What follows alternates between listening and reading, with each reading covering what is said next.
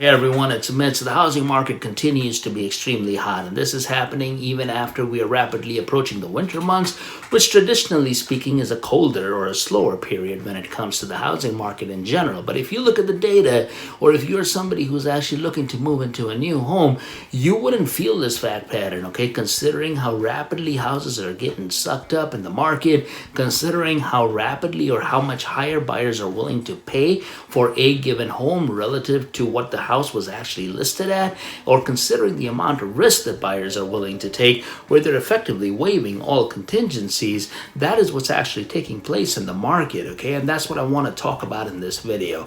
What am I actually seeing relative to the properties that I am involved with in the housing sector, some specific case studies and what we can effectively learn from that, and also some trends that are effectively being reported in the media as it relates to the future state of the housing market. But before I get too far into it, don't forget to smash that like button for the YouTube algorithm, subscribe to the channel, ring that notification bell, and let's get into it. So before I get into some of these case studies, a couple of ground rules, okay? So a lot of these case studies are based on the Midwest, okay? They're not meant to be on either of the coasts, and the general property values that I'll be speaking about range somewhere between the $350,000 to $450,000 price range, okay? You take any of these properties and you dump it off on either of the coasts for that matter, all of a sudden you're talking about $1 million fact pattern here, okay? So let's get into each of these individual cases now. So the first case study, relatively simple, okay? This particular property was 3-bedroom, 1 bath, sitting on about 0.3 acres of land, and it was effectively listed at $359,900.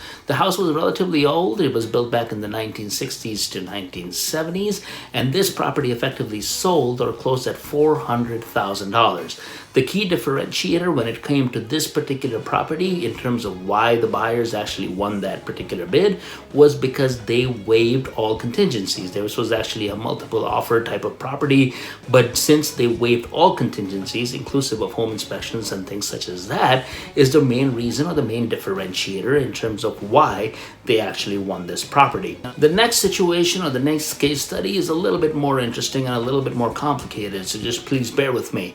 But in this particular property, what we're looking at is about a 3/4 of an acre of land, and we're looking at a house which is, for all intents and purposes, a teardown. It was actually listed at about $379,000, but the winning offer actually got this place for $400,000. But what made this one rather interesting is the fact that 2 months after the buyer actually purchased this property, what they did was they actually put the property back on the market. This is kind of an interesting fact pattern because what they effectively did is when they put the property back on the market, they actually cut that 3/4 of an acre of land evenly and basically split it into 2 different lots and did the appropriate paperwork with the county in order to separate it into 2 different lots. The other thing that they also did was they filed the paperwork such that they could get the requisite permits such that they could tear down that home. Now what they have done is they've put the property back on the market, but they've only put the one property on the market, the property that actually has the tear down home on it. And what they are going to do is for the other half of the lot, they're actually going to be building on that lot. But what they listed the teardown property and that particular lot for is about $300,000, okay? So what this basically means is they've actually got their lot now for only $100,000. I do appreciate the ingenuity of this particular seller in this fact pattern, but that is the type of creativity that is basically taking place in the marketplace. Now, this particular case, or case number 3 that I'm going to talk about, is also rather interesting, okay? So what this particular property talks about is there's actually 2 lots, 2 adjoining lots that are basically owned by one owner, okay? And there's 2 properties, or there's 1 property each on each of these lots. Now, the interesting about this fact pattern is what the seller has effectively decided to do is put 2 separate listings for each of these properties, even though they're willing for a buyer to come in and basically take over both of those properties together. These 2 properties, they effectively border a lake, okay? So one of the properties that is closest to the lake obviously has lake frontage. That particular property, the seller listed out for $350,000.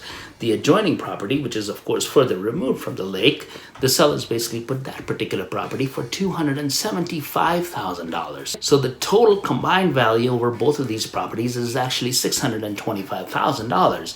Now, when it comes to vacant lots in this particular area, they typically range somewhere in that $150,000 to $200,000 range. Okay, the lakefront property is probably a little bit higher than that $200,000 range. So really, you're talking about two properties that are somewhere in the $350,000 to $400,000 range if they were in fact vacant lots. Okay, but what the seller has done in this situation is, even though they've got two teardown properties on each of these lots, they've effectively listed it out as $625,000, and the likely scenario is that both of these properties will effectively close at over ask. But it goes to show the amount of creativity that is also taking place from a seller's perspective in terms of maximizing the value that they're basically receiving for a lot of these homes. Let's talk about one more case study, and I discussed a similar fact pattern in a prior video of mine, but this is on its own a standalone case study.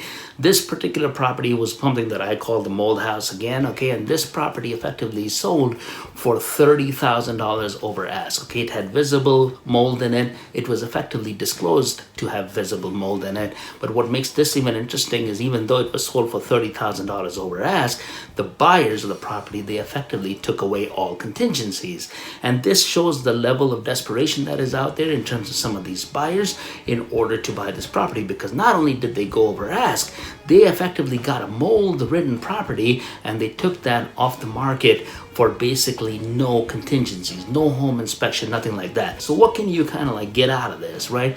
What you can get out of this is a couple of things. One, properties are continuing to go over ask. The second thing you can probably get out of this is the no contingency fact pattern seems to be a winning type of fact pattern when it comes to a lot of these homes. And the third thing you can also get out of this is creativity seems to be quite often rewarded. But what may pose to be an even bigger problem is the fact that, according to a recent Goldman Sachs study, is that they anticipate property values to continue to increase by about 16% through the end of 2022. Okay, so that's what's an interesting fact pattern, because over the last 12 months, property values have gone up somewhere between that 17 to 20% range. So while the pace or the rate of increase is coming down slightly, it's ever slow slightly for all intents and purposes. But this is kind of interesting, because the question becomes why? Because we do know that there are several headwinds that are coming in place into the housing market, such as rising interest rates. We expect that to go up about a quarter percentage point every quarter or so, and before you know it, that 30-year fixed is effectively going to be over 4%. We also do know that there's been a rise in the number of builder permits. When you have a rise in the number of builder permits, you'll hopefully increase the amount of supply, which should generally be speaking be pretty good when it comes to kind of leveling out these property values. So why is Goldman so optimistic when it comes to rising values for a lot of these homes? What they have effectively cited is basically a bigger macro problem. Okay, what they're effectively talking about is demographic shift. So per Goldman, demographic tailwinds are likely enough to prevent the supply of homes from normalizing quickly in the near term. We estimate that demographic changes, most importantly millennials, moving into the age range where household formation and home buying tend to peak, have boosted the trend rate of household formation to roughly 1.3 million per year. So said this in plain English, or a little bit differently, typically most people start buying properties kind of like when they're in their early 30s. And what's happening at this point in time is the majority of people that are in that millennial bucket are effectively hitting that particular age range, which makes it more interesting for them to effectively buy a home. And we already know that there is a shortage of homes by about 4 million homes. So when you have a shortage of such significant magnitude, and when you have demand that is coming in, it's going to continue to ramp up prices. And that is effectively the Goldman Sachs thesis around why they're projecting such significant rates of increase when it comes to the value of homes. And you know, while this may seem to be just a Goldman Sachs study, there's other studies as well,